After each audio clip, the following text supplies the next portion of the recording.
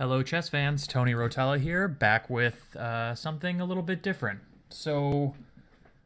Probably about, well, I don't know the exact time. It was a while ago, embarrassingly long ago.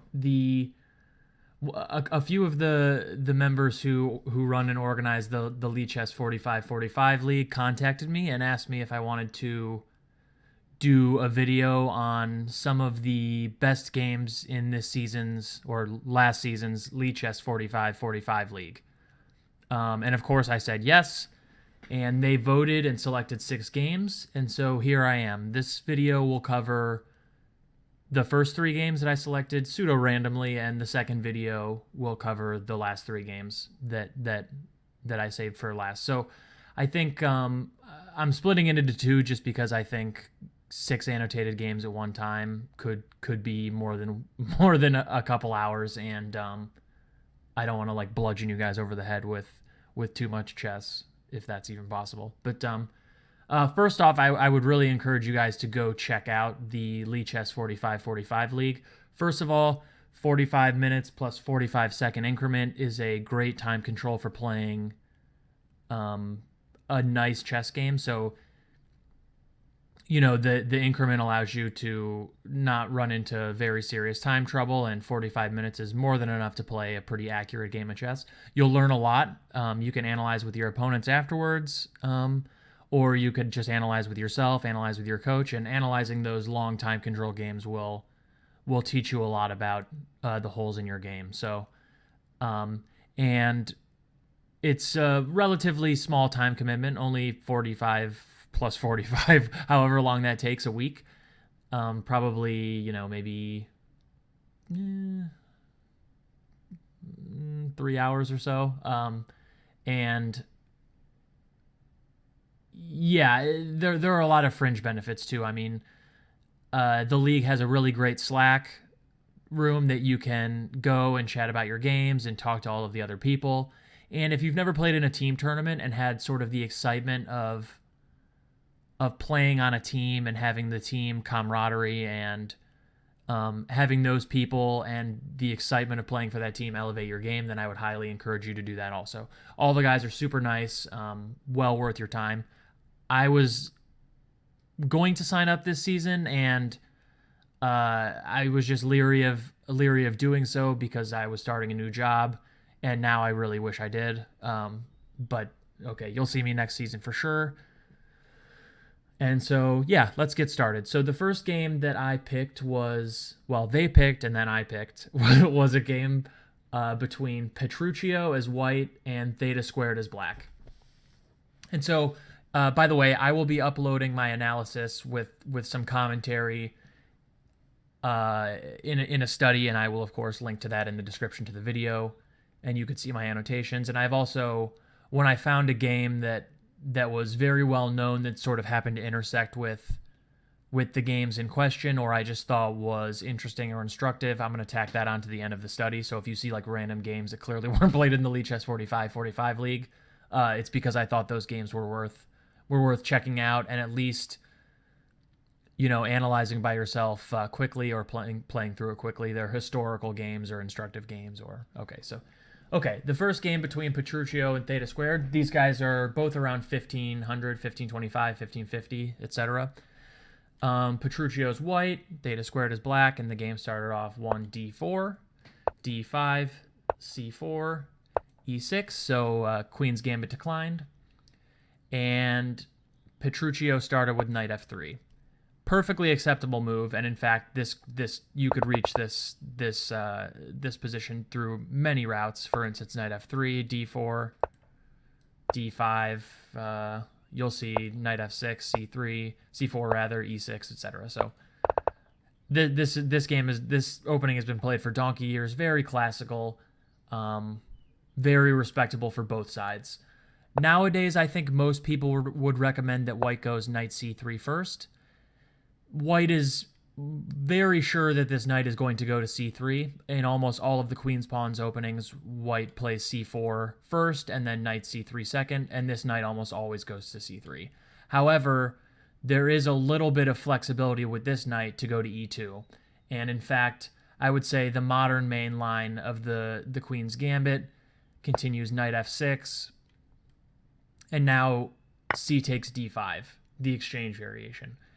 And white's main idea is that after e takes d5, he goes bishop g5, threatening bishop takes f6 right away when queen takes f6, of course, is impossible due to knight takes d5. And so the threat is to shatter black's pawn structure with bishop takes f6, g takes f6.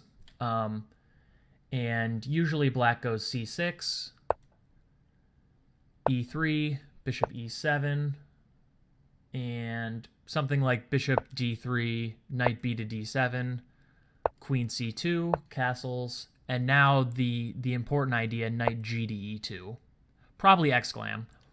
And white's idea is to castle short and then build up a big center by going f3 and e4. And that's the big benefit to having the flexibility to put your knight on the e2 square. White can build towards e4 with f3. And of course, this knight is not poorly placed in and of itself. It can go to g3 and then f5, or at the very least, g3 supports e4 even further. So I've attached a game, Kasparov and Ulf Anderson. So Gary Kasparov versus Ulf Anderson from Belfort 1988. Perhaps the most famous Queen's Gambit declined exchange variation game, and one of Gary Kasparov's most famous games, of course. Very energetic play by Kasparov, crushing victory over one of the most solid players in history, really. So, and we'll see in the game a direct comparison between, let's say, this position and the position that we get into the game, and why this position is superior to the position that white got in the game. There are some small finesses here, like you might be wondering, because I'm going to criticize white's c takes d5 a little bit later, because it allows this light squared bishop out. So when black plays e6, he hems in this light squared bishop and leaves it sort of passively placed for quite a while. But and you might be wondering why white would play c takes d5, e takes d5, and allow this bishop to maybe possibly punch out to a square like f5, for instance. But it's actually not that easy to achieve after bishop g5. For instance, bishop f5 right away is a mistake. Just simply bishop takes f6, and again, black has to take with the g-pawn to not lose the d-pawn, and then queen b3 is a very common double attack on b7 and d5, a direct function of the fact that black has moved out this light square bishop and weakened this square. So this would be quite bad. And there's another version after e3, bishop e7, instead of bishop e7, now that d5 is protected, black can again try bishop f5. And this was thought to be relatively respectable for quite a long time, in fact, and was popularized by Short. Nigel Short, he was a world championship contender back in sort of the, I think, 80s, early 90s, etc. And the so-called short endgame arises after queen f3, so attacking this bishop, bishop g6, bishop takes f6, queen takes f6, queen takes f6, g takes f6.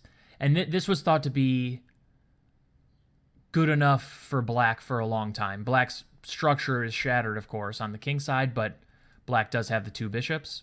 And people were successfully defending this a long time until Magnus Carlsen unleashed a pretty dirty novelty this year against Vladimir Kramnik in Norway chess. So that game continued knight f3, knight d7, knight h4, and after bishop e7, Carlsen played knight e2, exclam, which Kramnik actually said was the novelty of the year so far. And the idea is very simple. White wants to go knight g3 and then knight f5. And because black's g-pawn is missing and e-pawn is missing, this f5 square is completely unassailable for black. And a knight sitting here is just an absolute monster. And, of course, you can get rid of one knight by playing bishop takes f5, but you can't get rid of this second knight, basically forever. And so Kramnik tried to wriggle around, but in general just suffered very much and lost that game in pretty sad style. So main takeaways here, probably at least look into this knight c3 in exchange variation. Check out the Kasparov game, and also understand that this exchange is sort of hinges, the success of this c takes d5, e takes d5 exchange sort of hinges on whether or not black can fix this bishop or not. So after knight f3, knight f6, knight c3, bishop e7, we reach another classic tabia in the Queen's Gambit declined. And the main moves here would be something like bishop g5, so or bishop f4, both intending to go e3, but getting out this dark squared bishop first. So, for instance, something like bishop g5, castles, e3, and now h6, bishop h4, both b6, the Tartakower, and knight e4, Lasker's defense, have been sort of analyzed to death and are holding for black. So that's for one reason white has been trying bishop f4 lately, just to avoid all of these well-known equalizing systems that usually trade off some pieces and go for something fresh. This line has been extremely popular lately. For instance, the position after castles, e3, knight b to d7. White normally plays the sort of odd c5 here, releasing the central tension. The problem is black was getting ready to play c5 himself and blow open the center, so... But after c5, c6, bishop d3, black gets to start counterplay against this far advanced pawn chain with b6, and after b4, a5, a5, just kind of going for it. So, yeah, this was debated. This has been debated in tons of high-level games, but perhaps the most memorable was Anand against Carlsen in the 2014 World Championship. I think it was round 3. Carlsen just basically lost to all preparation. He just played a move that was known to be bad, but forgot, or he mixed up the move order or something and went down without Anand having to play basically any original move. So, but again, the theme here is that white is trying to get this dark squared bishop out before playing e3, of course, because after e3, it just blocks in the bishop and leaves white a little bit more passively placed. But in the game, white played c takes d5, which I think is not bad, but not best, let's say.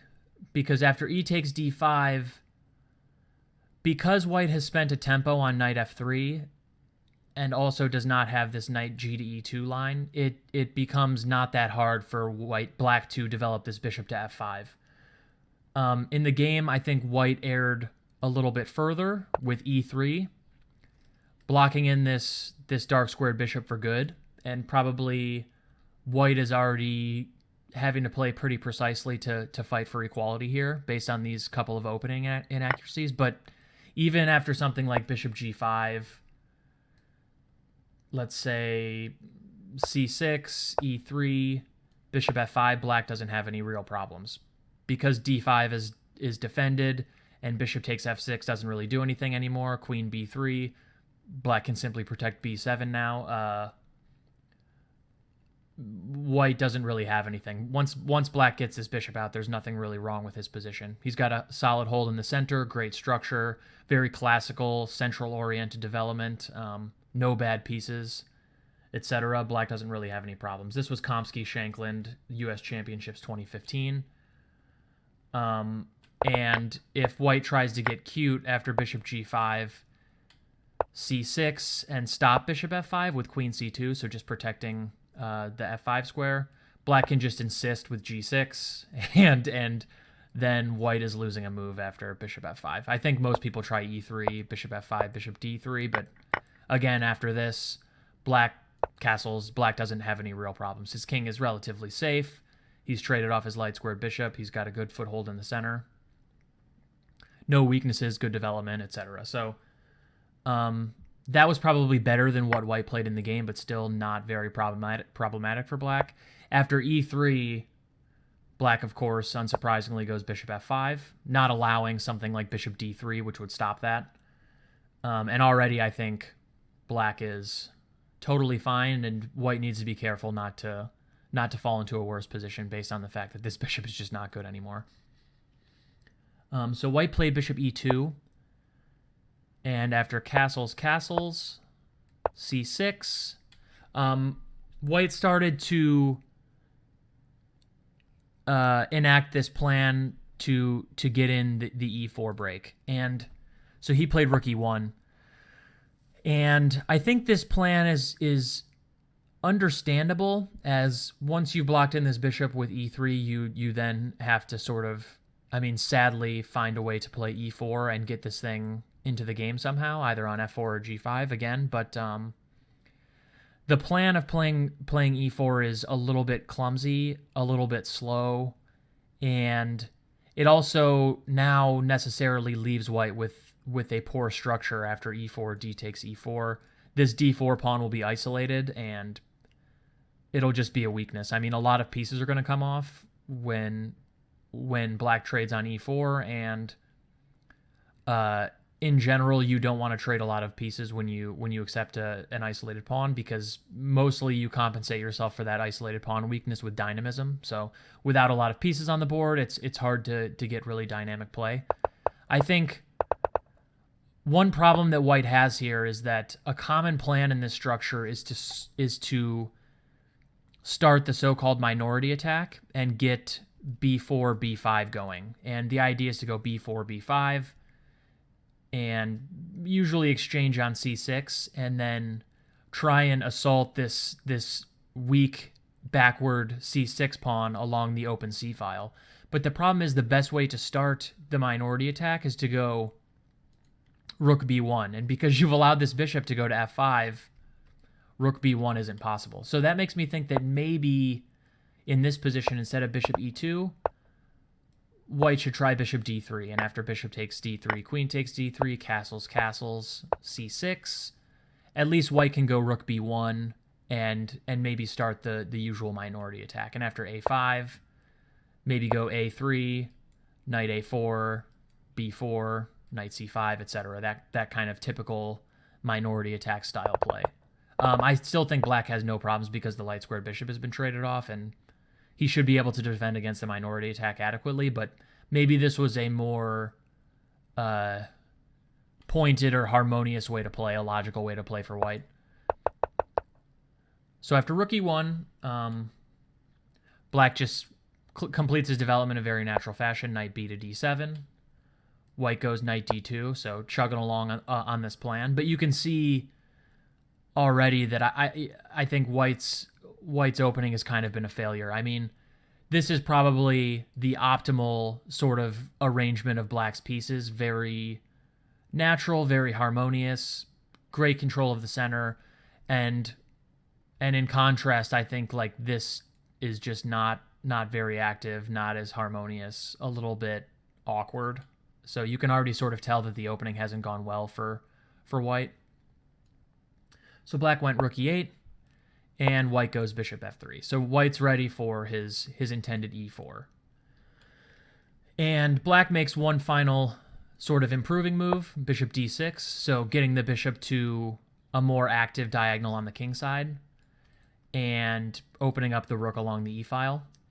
And white goes e4.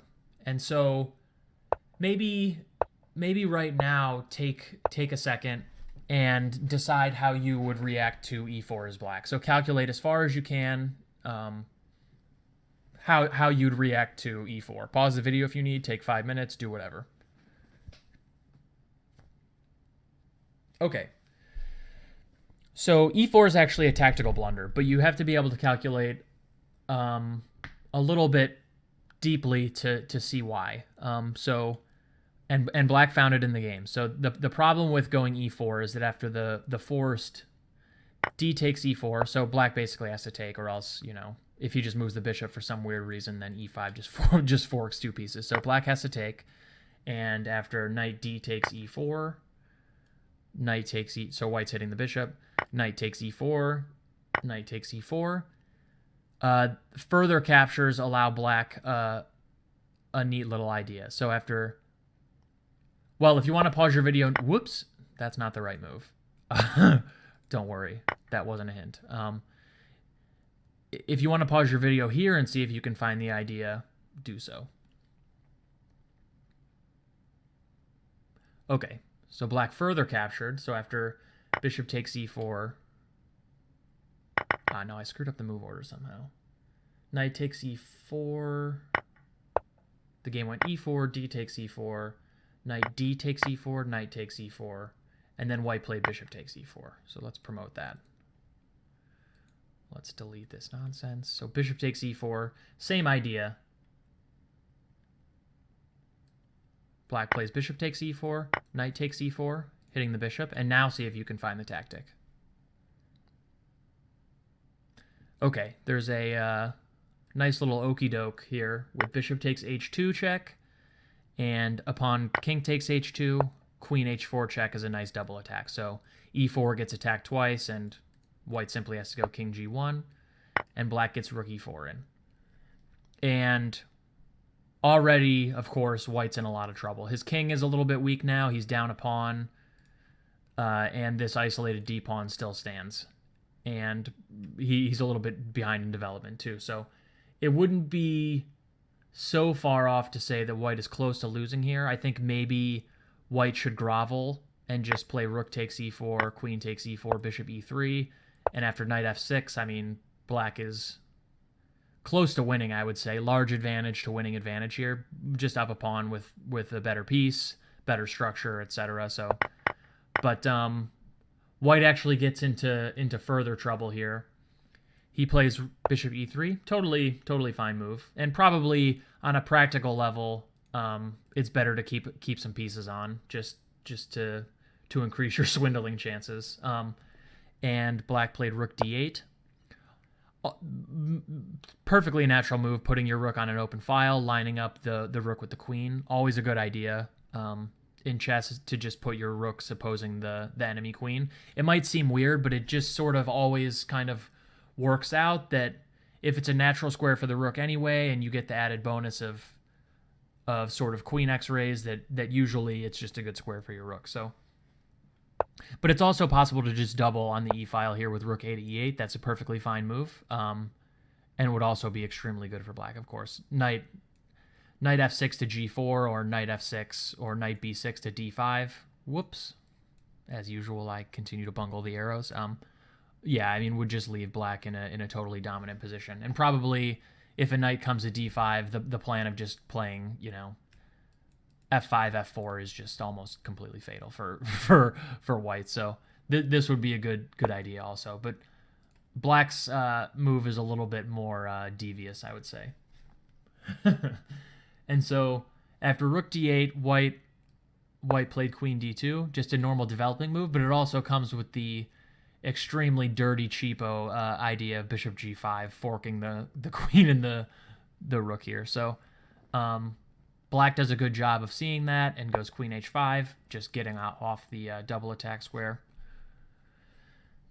And white plays, I would say, probably the fatal error in this game, and goes g3. So you might be wondering why g3 was played in the first place, because it looks kind of ugly. I mean, there's a general rule that it's just not a good idea to push the pawns that kind of form your king shelter. Of course, now after g3, these squares are fatally weakened, essentially. But I think white was a little bit nervous about the idea of rook h4 to h1 mate. And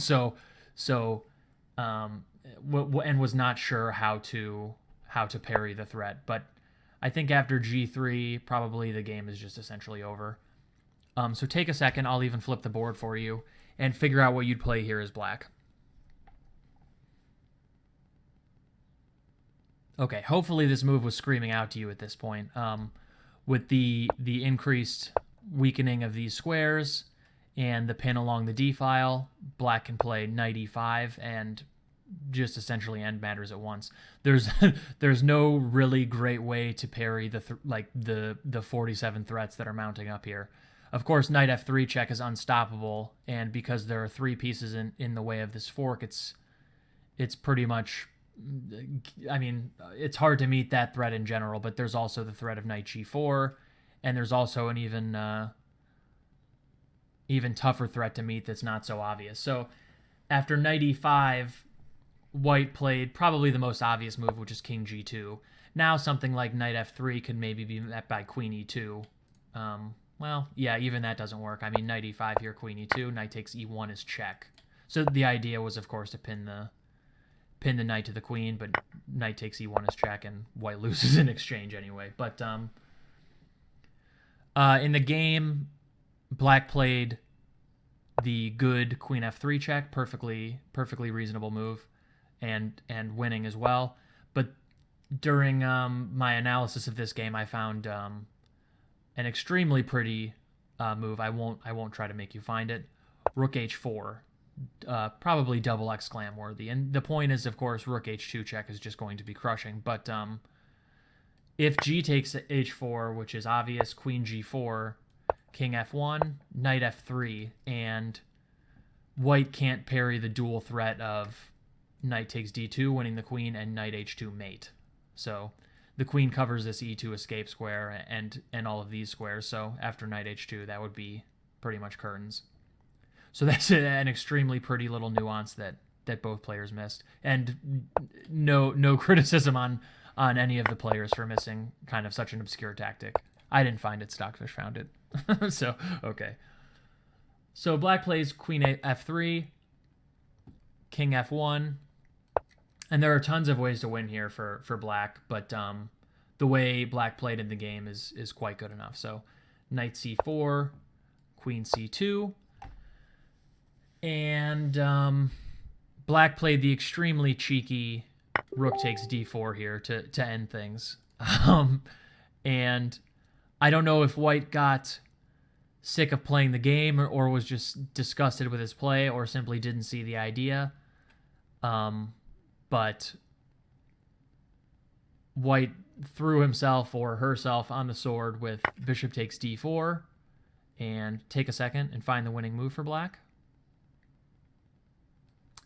Queen h1 mate. Yes, so that's the major idea, of course, is that this rook on e2 now protects the only escape square. And it's actually hard to find a move here because, okay, if you just insert a null move for white, if you just don't do anything, then actually something like rook d2 here wins. And of course the point is the same. Bishop takes d2, queen h1. But and if the queen moves, then this rook guards the e2 square, so queen h1 would be made anyway. So, and even worse, something like queen takes d2, knight takes d2, bishop takes d2, queen h1 is still mate. So it's hard to actually find a solution here for white anyway. White's down 2 pawns regardless. His king is a mess. And black's pieces are just like, you know, swarming white's position like, you know, hornets or something. So it's just, I mean, it's over anyway. So maybe white just gave in. But an extremely well played game by thetasquared. I really have no qualms about his play whatsoever, his or her play whatsoever. Perfectly played Queen's Gambit decline, got the light square bishop out, castled, put his pieces on the perfect squares, rook e8, bishop d6, and then when the critical moment came where black needed to cash in, black did so, and then honestly prosecuted this attack and the advantage with you know, the violence that was required. Just played all of the best forcing moves and ended things immediately. So an extremely nice miniature, something thetasquared should be proud of. And, you know, if you're Petruchio, lesson learned. Probably, you know, start with looking into this exchange variation. Make sure you get a good Queen's Gambit out of the opening. Make sure you understand the plans. And if you're not comfortable with that, then at least make sure that you remember that at the very least, you know, in the opening, you're always searching for the cleanest and most harmonious development of your pieces. And getting out the light squared bishop to or dark squared bishop to a square like g5 before going e3 is just good sense. And of course, here the bishop contributes to the fight in the center, the fight for the d5 square, to the greatest effect. So yeah, I mean, give that a whirl. So let me set up the next game, and we'll get started.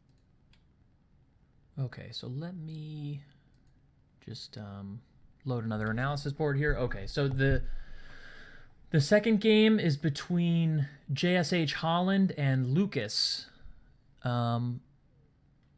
And these guys are around 1550, 1625, etc. So a little bit higher rated than the last game.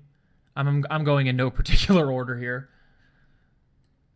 And this game started d4, knight f6, c4, and now g6. So this would signal either to white that black is going into the King's Indian with d6 or the Grunfeld defense after knight c3, d5, which is how the game continued.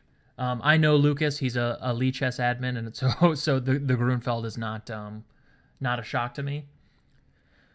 So white decided to enter the most critical lines of the Grunfeld here, which is the exchange variation. So after c takes d5, knight takes d5, e4, knight takes c3, b takes c3, bishop g7, knight f3. We see kind of the entire idea behind the Grunfeld defense for black is that, yeah, black allows white to set up this massive center that's been bolstered by the c3 pawn, but this very strong bishop on g7 and this c5 break, followed by things like knight c6, bishop g4, etc., will put a lot of pressure on the center.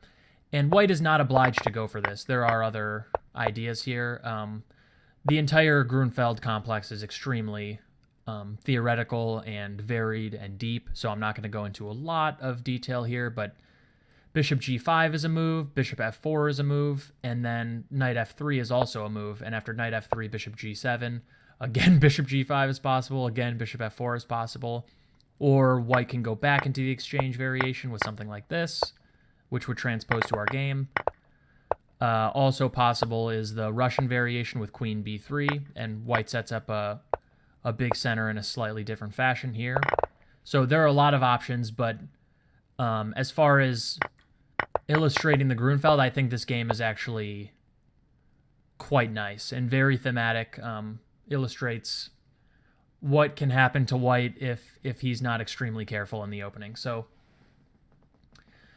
after 7, knight f3, c5, white already made an inaccuracy. And this is actually a pretty well-known inaccuracy to people who play the Grunfeld. So I wouldn't be surprised if Lukhas was still in book or still in preparation or had at least seen this idea before. So white played bishop e2, which, I mean, you know, to white's credit, is perhaps the most natural move in the position. I mean, maybe you could argue for something like bishop e3, but in general, just developing your kingside pieces in a very sort of classical fashion, you would think cannot be wrong, but in this case, it is indeed wrong.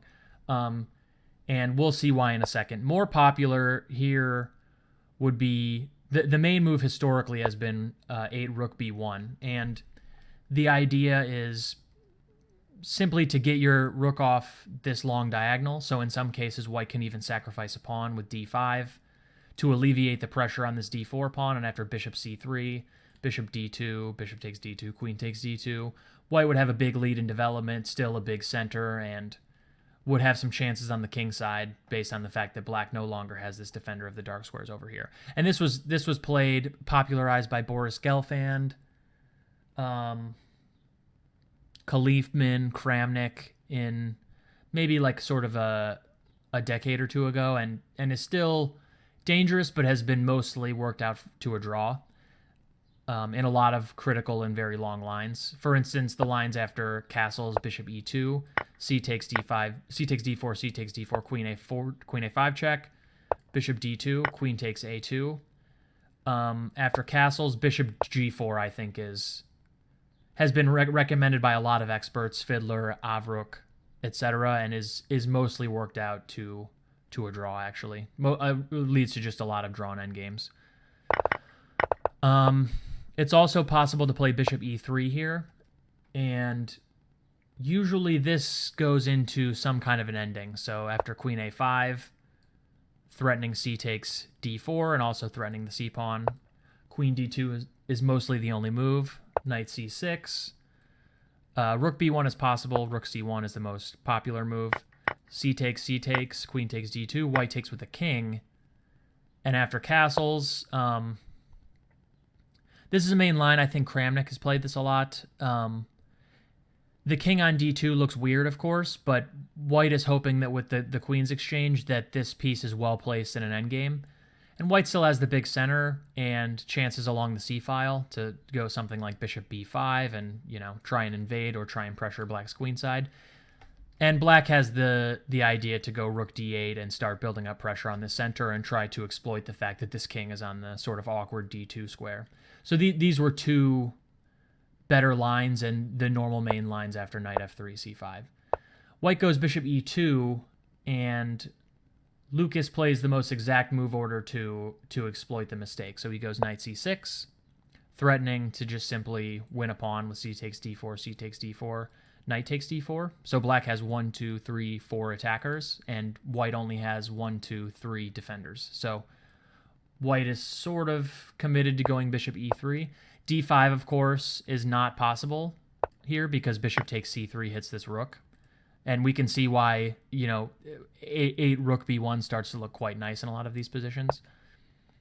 And again, Lukhas plays the best move, bishop g4. So it's very important here that black actually plays knight c6 and bishop g4 immediately. If black were to simply wait a move and play the very natural castles, actually he risks being worse again, because after white castles, if black tries to play the same moves now, knight c6, bishop e3, bishop g4, white can go d5. And bishop takes c3 isn't really possible anymore because rook c1, it's not check, and rook c1 would hit the knight and this bishop at the same time. And so black sort of has to play something like bishop takes f3, knight e5, and just save the knight. But actually, you know what? Take a second here and decide what you play as white. Okay, the best move in this position, and really a crushing move, is bishop to e2, exclam. So all in one swoop, white stops knight takes f3 check, stops knight c4 by protecting this c4 square, and also prepares really nasty stuff like f4, gaining a massive foothold and advantage in the center. Or rook b1, c4, f4, just taking up the full center. And also, oh, by the way, c5 is hanging. So this position is very bad for black. And in fact, it's kind of funny, this position was reached in 2009 by Magnus Carlsen and his now second Jan Ludwig Hammer in Oslo in a blitz game in 2009. Or at the very least, after castles, white could transpose back to 8 rook b1 with 9 rook b1. So instead of allowing these transpositions back to the main lines or even possibly more advantageous positions like this, black must go knight c6 right away and use his time wisely to not make the automatic move of castling, but to start assailing this d4 pawn immediately. So after knight c6, bishop e3, bishop g4, it's already quite difficult for white to hold on to the pawn because, again, d5, bishop takes c3 check, wins an exchange and a pawn. And if not that, then what? Because bishop takes f3, c takes d4 is threatening to win a pawn. The only line I could really find that saves the pawn for white is to go e5, just blocking out this bishop from the d4 square. But even then, something like c takes d4, queen a5, is just very comfortable for white, or for black. For instance, queen d2, queen takes d2, knight takes d2. This was A. Glukov, M. Horvat, Correspondence 2014. And here, instead of exchanging on e2, Horvat played bishop e6, which I think is a strong move. Looking at this weak d5 square, and also this a2 pawn. So probably something like castles and f6 is in order, or knight b4, knight d5, etc. Once white is forced to push one of these pawns, it reveals sort of a weak color complex no matter what, and black shouldn't have any problems here. So this was probably better than what white played in the game, but I don't necessarily blame white for not wanting to play e5 or not seeing e5 in general. So in the game, white played castles, and of course, Lukhas cashed in. And actually take a second and decide which way you would capture on d4 here. So or if you'd capture on d4 at all, you could castle, You could play bishop takes d4, you could play knight takes d4. Of course, queen takes d4 is out of the question. So take a second. Okay, I think the correct move is bishop takes d4. And just on general principles, I think knight takes d4 is a little bit risky if you're not risky, but it's a little bit less ambitious in that something like bishop takes d4, or queen takes d4, queen takes d4, bishop takes d4, rook b1 is going to be much harder to win as black. The presence of opposite colored bishops is going to make it hard to make your extra pawn count, I think. And couple that with the fact that maybe even here white could play something like, okay, knight takes f3 check, and then bishop takes a1 as a threat, but white could go rook b1, for instance, hit b7, and after b6, queen a4 check. And the fact that this knight is no longer on this diagonal is kind of irritating. So I think not only is it positionally better to just try and, let's say, trade off these bishops and go into a position like this where you have a very strong knight on d4 versus this not so great bishop on f3. I also think you just don't have to worry about these tactical hassles of these light square problems. So, for instance here, queen a4 check, just b5, or even I think black doesn't really even have to worry about these pin problems because of e5, and black's position is extremely dominant here. So I think bishop takes d4 is better. Black would rather enforce this minor piece imbalance than the opposite colored bishops, because this knight is very good, this bishop is not very good, and after something like e5, white would really be suffering here.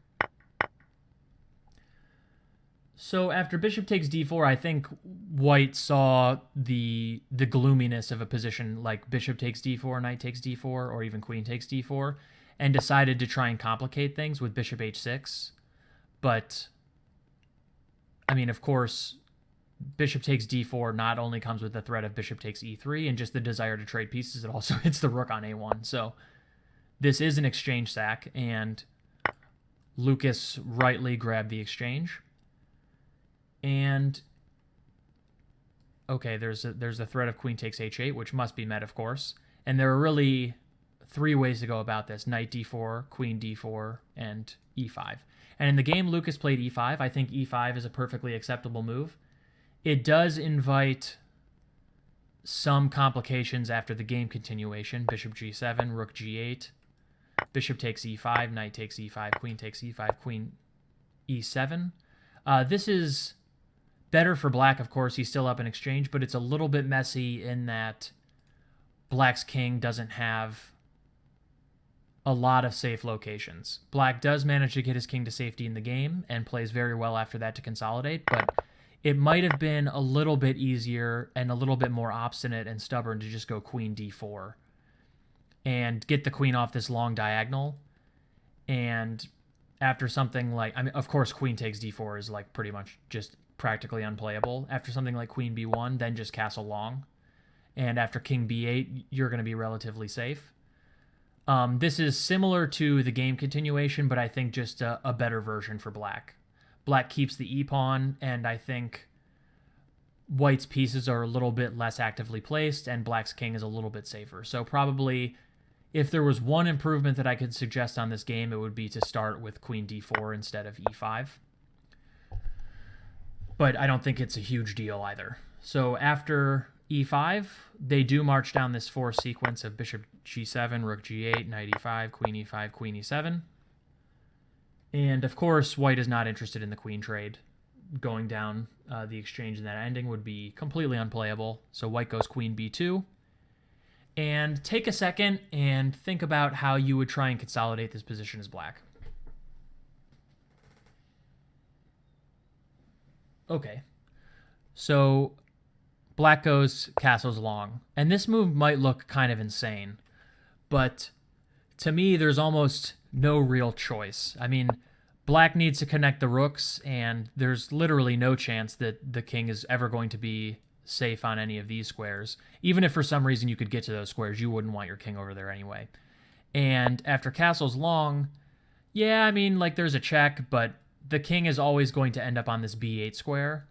And in general, the b8 square tends to be relatively safe for black. So I think In connecting his rooks and intending king b8, black finds the best way to consolidate his exchange. And we'll just have to soak up a little pressure, I think, along the open files on the queen side, and from this bishop that's inevitably going to be opened after e5 at some point, and just has to kind of slowly unravel and put that extra material to good use. And black does a pretty good job of it.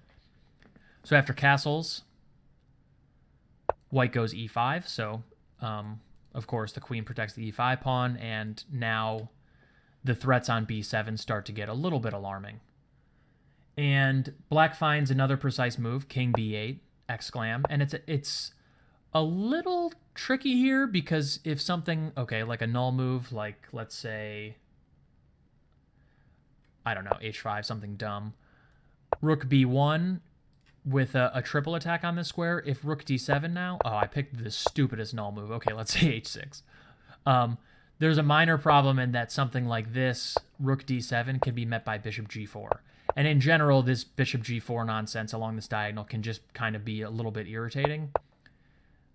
And, of course, the king is just much safer off the c-file. Much safer from tactics. Now that this diagonal is blocked by the e5 pawn, the king on b8 tends to be incredibly safe. So, let's get rid of all of these stupid moves that I played. King b8. I think this is a very strong move. And, of course, it also vacates the c8 square, so the possibility of grabbing this open c-file with rook c8, maybe going rook c7 is possible now as well. So another strong move. And rook b1, rook attacking b7, rook d7. And yeah, it's already kind of hard to find improving moves for white. I mean, his pieces are sort of optimally placed, but black has met really all of the threats. I mean, there's not... How does white improve his pieces further than just focusing all of them on b7 and putting them all on open lines and optimal squares? And yeah, I mean, there's nothing really left to do, whereas black can still make little micro improvements of these pieces, and this piece, this rook on g8 has yet to even enter the game. So it's not a good sign for white's attack when black sort of has the freedom now to take this rook on g8 and put it on a great square, let's say c7, c5, or even trying to double on the d file and go, you know, rook d2 or whatever. So black is already on his way. As long as he doesn't lose some kind of nasty tactic on b7 or whatever, then he should be in good shape. So white just kind of makes a semi-waiting move. Again, it's not easy to find great moves. And maybe he intends to go something like bishop g2 and f4. I think at some point playing f4 might be necessary, though it does weaken the king quite a bit. And Lukhas plays rook d... Well, yeah, okay. I was going to make it a quiz, but I already kind of ruined it. So Lukhas plays rook g to d8. Not a bad move. But take a second here and see if you can find perhaps a different move. Or if you agree with Lukhas's move, even though I kind of just spoiled it, then stick with rook g to d8, which is not a bad move. But see what you'd play here as white, as black. Okay, I'm eager to see how many of you fell for the trick. So at a quick glance, it looks like rook e8 is extremely good because there's no great way to really defend the pawn. If white has to play rook e1, then that's not good at all because it relinquishes the pressure off the b file and kind of relegates white's rook to a really crappy square. Something like rook e1 and now rook to d8, let's say, planning rook d2 looks extremely bad for white. So, but there's a problem with rook e8. And now, after I show you rook e8 and tell you it's a mistake, can you find the problem with it? Yeah, there's this cute little trick here based on the pin along the b file that bishop c6 wins the exchange back. So if you played rook e8, sorry about it. One thing I discovered during the analysis, so I watched this game live actually, and I thought black's consolidation of this position was basically pretty much perfect, but I think it might be worth playing a different move than I thought originally here in rook c7. And once you see that rook e8 loses to bishop, well, it doesn't lose, is a mistake due to bishop c6, preparing rook e8 with rook c7 becomes quite enticing. The rook is just good on c7 anyway. Perhaps, doubling the rooks on the c file is good, or getting to play rook c5 at some point is good, but it mostly prepares rook e8 when white doesn't have this bishop c6. So this move was probably a little bit stronger, I think, but Lukhas's move is not bad either. I mean, one sample continuation here just to kind of understand. Bishop g2, rook e8, f4, and now perhaps something like queen c5, check, king h1, rook e to e7 is good. So black would like to play queen c2, but that leaves b7 hanging, so maybe just rook e to e7 here first, guarding the 7th rank one more time, and then something like queen c2 or even queen e3, just kind of infiltrating white's position with your heavy pieces. Just looks completely stone cold winning. So again, it can't be easy to find moves for white here, and white just played h4. And I think without thinking much, Lukhas just started running white out of moves, and I don't think h5 is bad. But again, I wonder if rook c7 is a little bit more to the point. Intending to just do the same thing, rook e8, and start attacking this weak e5 pawn. Because again, at some point, black has to also find some way to make progress, and it seems to me like the best way to do that is to overprotect b7 and then start ganging up on this e-pawn. The only other plan I can find for improving black's position is to find some way to infiltrate onto these second rank squares.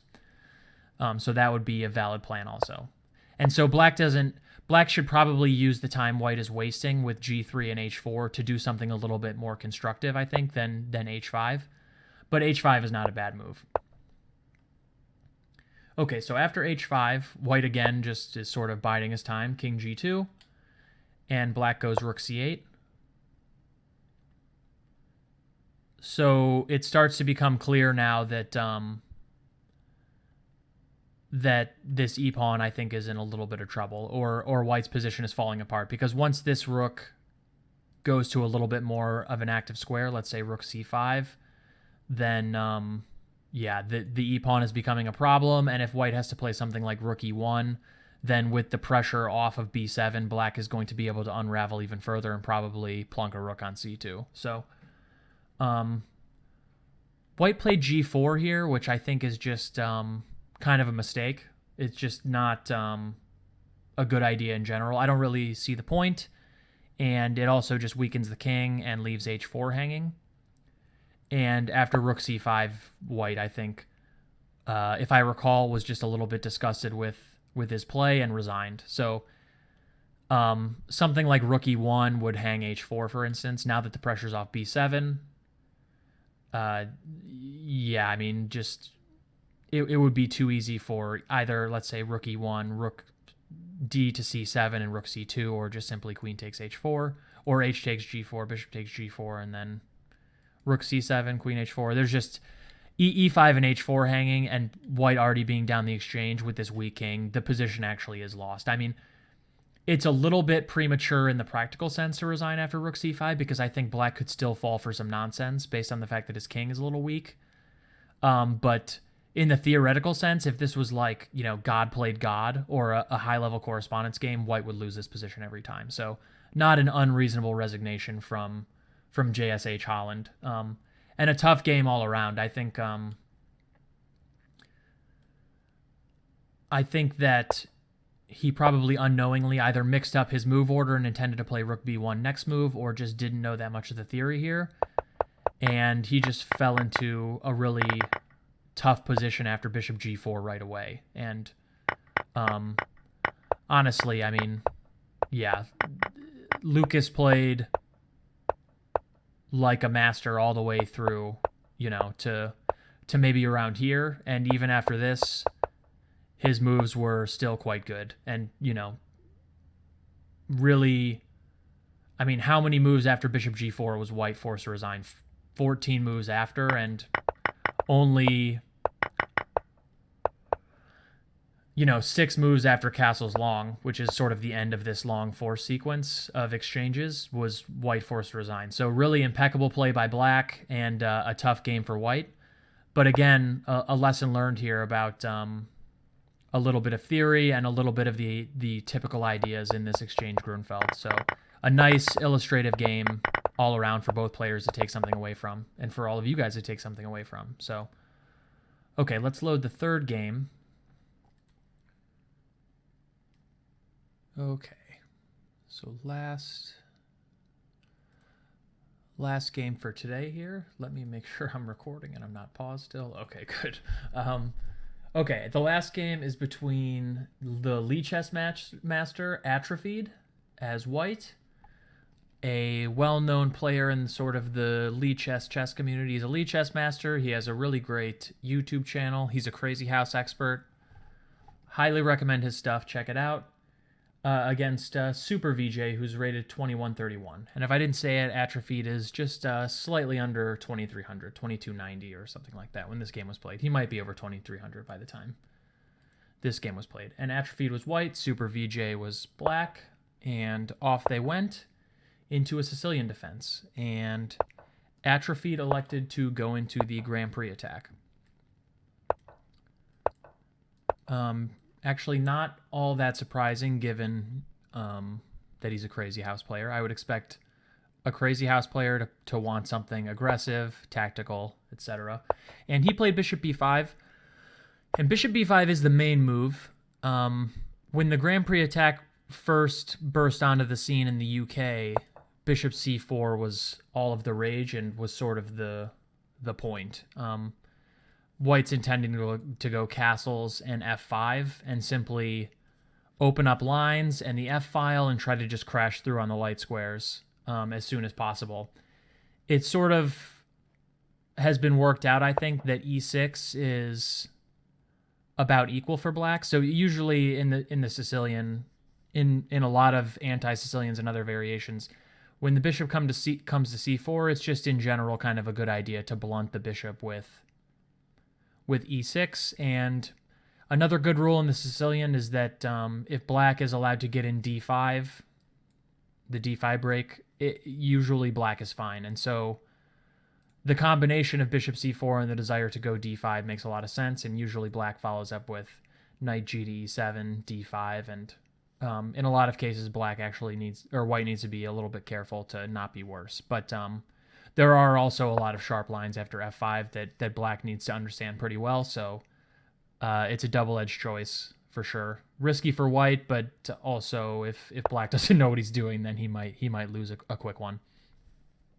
But eventually it was discovered that going an early bishop b5 was sort of just as dangerous, but for kind of different reasons. So if black isn't careful, let's say, for instance, black goes e6, the idea to simply take on c6 and after b takes c6, fracture these pawns and leave black with weaknesses is quite dangerous. In this specific case, e5 is also possible, and this carries with it the extremely serious threat of knight e4 to d6, or even maybe slightly less dangerous, takes c5. And you can already see that there are problems, because if black has to stop this plan with something like d5, either e takes d6, queen takes d6, and then d3. Of course, queen takes f4 is a threat, so d3 just protecting it. And black is left with these really crummy c-pawns, or I think it's actually objectively stronger to simply go d3 right away. Oh, excuse me. And the tried and true Nimzo-Indian-esque plan of going d4 or b3, I don't know why I said d4, b3, bishop a3, and knight a4, and possibly the blockading move c4 to just fix this weak c-pawn in place. This c-pawn's not going to last very long, and black is going to suffer very much along this this diagonal with the bishop on a3. So, and even something like, let's say, d6, bishop takes, castles, knight f6, and d3 castles, queen e1, I think is the main line. Black not only needs to be on the lookout for the classic sort of hacky attack with queen h4, f5, and then bishop h6, knight g5, etc., but also e5 again at some point, sort of fracturing this kind of constellation of pawns further. It's just kind of uncomfortable in general. So whereas bishop c4 is kind of looking for a direct sort of death with with f5 and opening up lines, bishop b5 is a more positional route, threatening to go bishop takes c6. And for that reason, black is well advised to go knight d4, which is the move in the game. There's also an interesting corollary to this line where people started to think, okay, if I want to go bishop b5 and take on c6, what if I just even do that before committing myself to f4? Because f4 is indeed a committal move. And so some people, Peter Liko, Gowan Jones, Sergei Tivyakov, some people call this the Tivyakov Grand Prix. In my book, I think I called it the Accelerated Grand Prix. Some people call it the Liko attack, whatever. People started to play 3 bishop b5, intending something like g6 takes immediately. But of course, again, knight d4 here is the move. And after bishop c4, g6, or again, once his bishop lands on c4, e6, black seems to be okay. But again, it's tricky after something like knight e2 or knight f3. It's a game. And the players in this game headed down really probably what most people would consider the absolute main line of the Grand Prix attack. White just develops really rapidly, doesn't bother worrying about his bishop on b5. So knight takes b5, knight takes b5, and now black played the thematic d5 move. Again, in the Sicilian, if you can get in d5, you should probably do it. And of course, the point is not e takes d5, queen takes d5, which would lose instantly to knight c7 check. The idea is to play a6, knight c3, and now knight f6. And white can't protect this d5 pawn any longer. And knight takes d5 will win the pawn back. Probably if knight f6 right away, c4 is possible. I don't know if white wants to venture that move, but it is possible to try and hold on to the pawn with c4 if black does not force white to block the c-pawn with knight c3 first. There are other options for black, of course. d5 is not...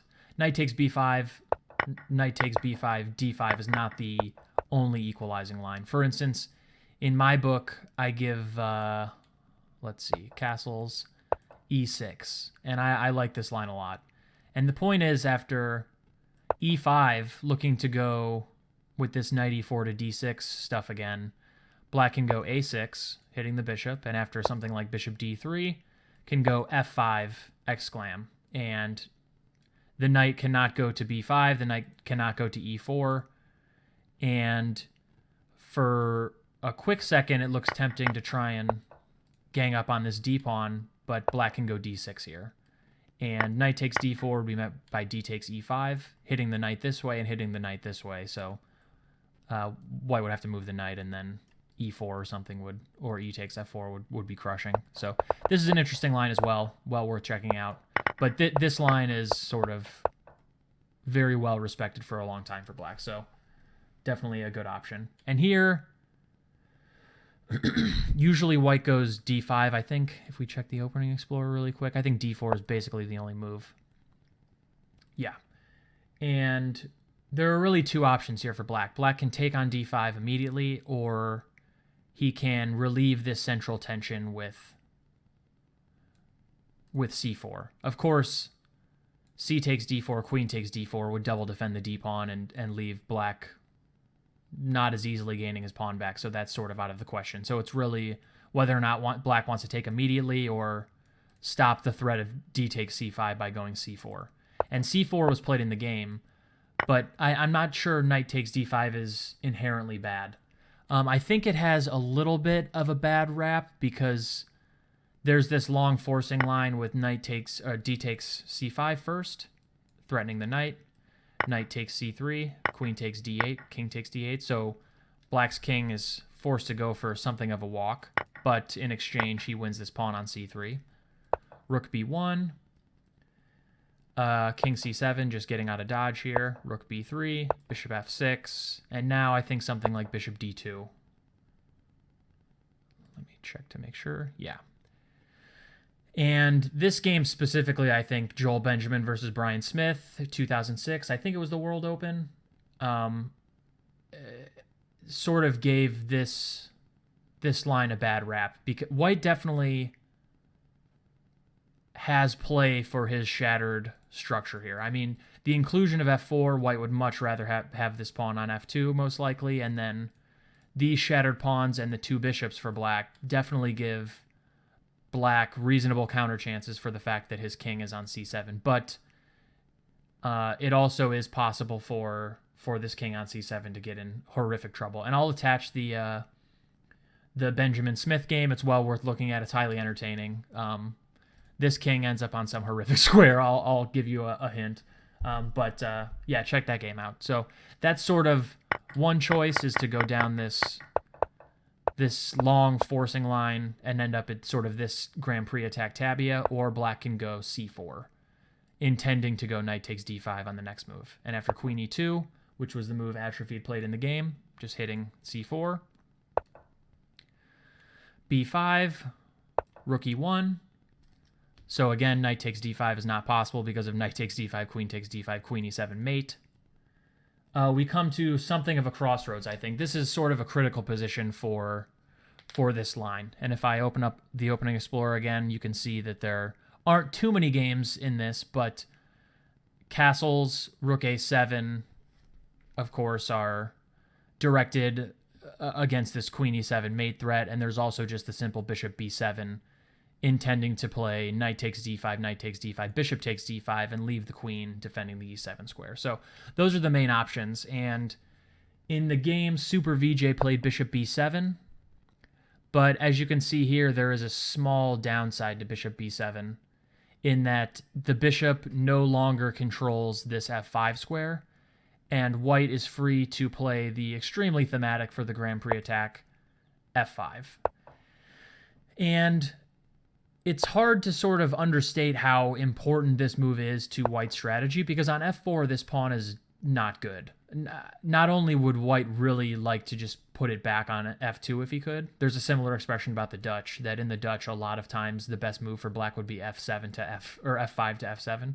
I feel like it's similar here, where this pawn is just simply in the way. I mean, almost if White could just simply remove this pawn, he'd be happy to do so. And that's kind of like the reasoning behind f5. It's just opening up lines for the bishop, for a possible rook on the f-file, and also starting to break down this sort of constellation of Black's kingside pawns while getting rid of this sort of ugly weakness on f4. So an extremely important move, and basically probably the only move that White can play to not end up somewhat worse. If Black is free to simply castles, take on d5 with, knight takes, bishop takes, or whatever, and freely develop his pieces, Black will just have an extremely powerful outpost on d5, more space on the queen side and the two bishops, and maybe a slightly safer king. And oh, by the way, this light square bishop will be a beast. So White needs to activate his pieces and make use of kind of Black's king in the center, this pressure, and the open lines before Black can really consolidate his structural and positional advantages in the two bishops. So strong move by Atrophied. And of course, something like g takes f5 is sort of out of the question after knight h4. Black can't really protect this pawn. Bishop c8 maybe, but queen f3. And yeah, I mean, that's just, you'd rather just allow White to play f takes g6, h takes g6, and keep your structure intact. And so Black played knight takes d5. And I believe we're getting to the point where no games really exist and the players are kind of out of book here. And Atrophied played, again, I think the best move, bishop g5. So actively developing this piece and also threatening to, again, crash through on e7 by adding another attacker. And this game has been reached in one game in my database. Fritz versus Blomqvist, the Swedish Championships 2008, and I think it was like the under section. These guys were maybe 22 to 2400. Swedish players. This game was reached in maybe one game. And I think castles is the first novelty. And after sort of the relatively obvious knight takes d5, queen takes d5, and now bishop takes e7, white wins a pawn, but after rook e8, things are kind of tricky. d4 is hanging with check. This pin is extremely awkward, and something like bishop takes f6 might win a piece. And so I don't know if Atrophied had calculated this before. I don't know if he prepared for superVJ and like looked up what superVJ played, but Atrophied plays very precisely from here and grabs the initiative and really never lets it go. And around here already, so of course queen takes f5 is kind of an issue, and so Atrophied offloads the pawn while opening up lines. f6 looks enticing until you realize bishop takes f6 just exploits the pin, so white is sort of forced to offload this pawn and open up lines, and I think black airs already and plays bishop f6. It looks relatively natural, and actually white doesn't have a good way to get out of this pin and save the piece.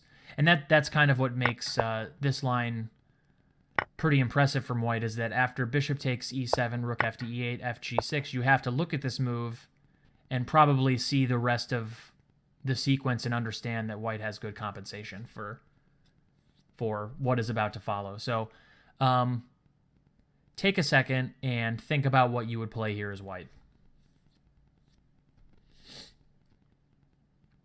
Okay, so white plays g takes h7 check, just offloading, just weakening black's pawn shelter further, offloading the pawn before black can simply take back.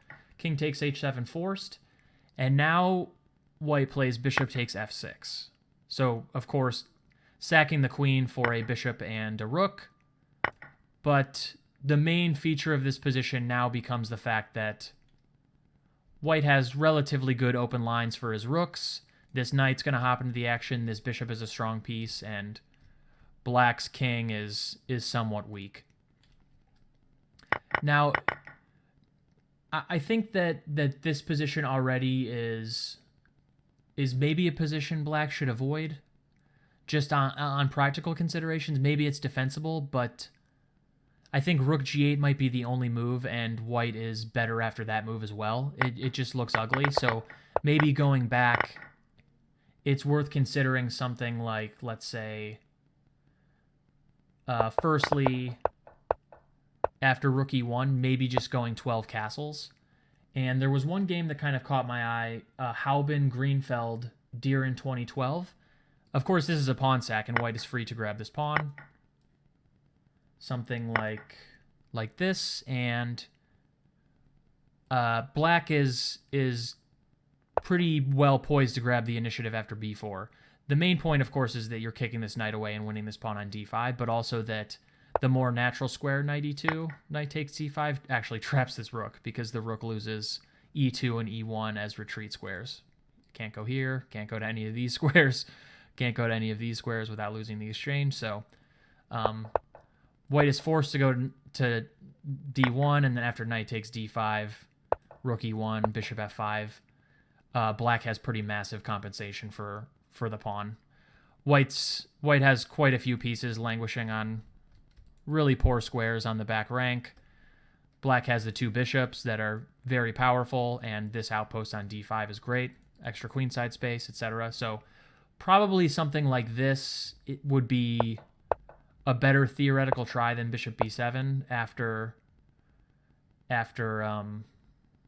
the opening. And then again, I think probably maybe around here, black should probably play something like bishop takes d4 check. Knight takes d4, queen takes d4, king h1, h takes g6, and just be happy with this position. His bishop's good. Black's king is a little bit shady, but so is white's, and the opposite colored bishops will make this tricky, but I think this is certainly better than what happened in the game. After bishop f6, takes, bishop takes f6, this queen sack looks pretty overwhelming. Probably white is already better here, And after Black's next is extremely natural, by the way. Queen f5, hitting this bishop, and also threatening bishop takes f3. But take a second and see if you can find White's retort. That pretty much effectively ends the game. Okay, the Atrophy played close to, I think this might be the only move that wins. Knight g5, and after king g6, played rook f1, which holds everything together. And I wonder if maybe this is the move that superVJ missed, because perhaps he thought after this there's an attack here, and there's if this bishop moves, there's an attack here, and maybe there are some lingering threats on g2. I don't know, but it feels like after rook f1, Black's position is just too bad to hold, because the threat of bringing this last rook into the game becomes kind of impossible to meet here at a point. So the game concluded queen d7, rook e3, exclam, and Black is sort of helpless against this rook coming to g3 and just exploiting all of these open lines. They're just, the storm cloud is far too much, and these pieces are really not participating in the defense at all. Black's king is kind of left to his own devices over here, and that's just simply not going to cut it. After rook e8, rook g3, Black played rook e2, and go ahead and see if you can calculate the last couple of moves for White. Okay, so Black actually resigned after knight e6 check, and there aren't a ton of moves available. Black played king h6. I think most of these moves, king h7 and this one, are kind of interchangeable. Rook h3, and yeah, there's just nothing left. After king g6, see if you can find it. Knight f8 mate, which is also, just for the rub-ins, a fork. I wonder also if there were better options here instead of queen d7. Like, for instance, queen d5, at least for the moment, stops rook e3 because of queen takes g2 mate, but and makes the win slightly trickier for Black. Maybe Black gets a move to try and consolidate here. Whoops. But something as simple as rook f to f2, planning to go rook e3 by guarding the g2 square, perhaps that's simply good enough. Stockfish also tells me that knight h3 might be winning with the cheapo here and just rearranging your pieces. Yeah, but an extremely accurately played game by Atrophied. superVJ can't feel too bad. I would say his close to losing mistake was an extremely natural move that just sort of fails to a very nice queen sack. This bishop f6 move, while very principled, just doesn't quite cut it on account of this very weak king and problems like this. But yeah, I mean, good opening knowledge from both players, good preparation, I assume, from Atrophied. Playing f5, extremely important, and then playing extremely actively after this. This whole sequence, I mean, I can't find a single fault, nor can my computer in any of these moves. I mean, he just killed him after, just hopped all over the error. So an extremely pretty attack, an extremely accurate attack from Atrophied, and something to learn from superVJ. Maybe investigating this knight takes d5 line, or probably the thing that kind of puts this line out of business for White is this sack. For me, I would not want to go into this position as White. Maybe White doesn't have to take on e7, but if Black gets his king out of the center and f5, and White doesn't get an f5 soon, I think Black shouldn't have very many problems. So, yeah, interesting games. Again, I will try to find some kind of Lichess 45+45 contact for you guys and link it in the video description, and I will put all of this analysis into a study for you guys, so if you want to check it out afterwards, you can do that. And I promise that I will be back soon with the final 3 games. So I hope you guys enjoyed it. I would be Very happy to receive any feedback about the level of analysis, the length of the analysis, the depth, the kind of stuff you would like to see in my analysis further, of course. Just let me know. I will not take offense. I will not be hurt. I'm making this content for you guys. I'm making this content to sort of spread my love for the game and help out Lichess. So yeah, just let me know, and I hope you guys enjoyed it. I will be back with more. Bye, guys.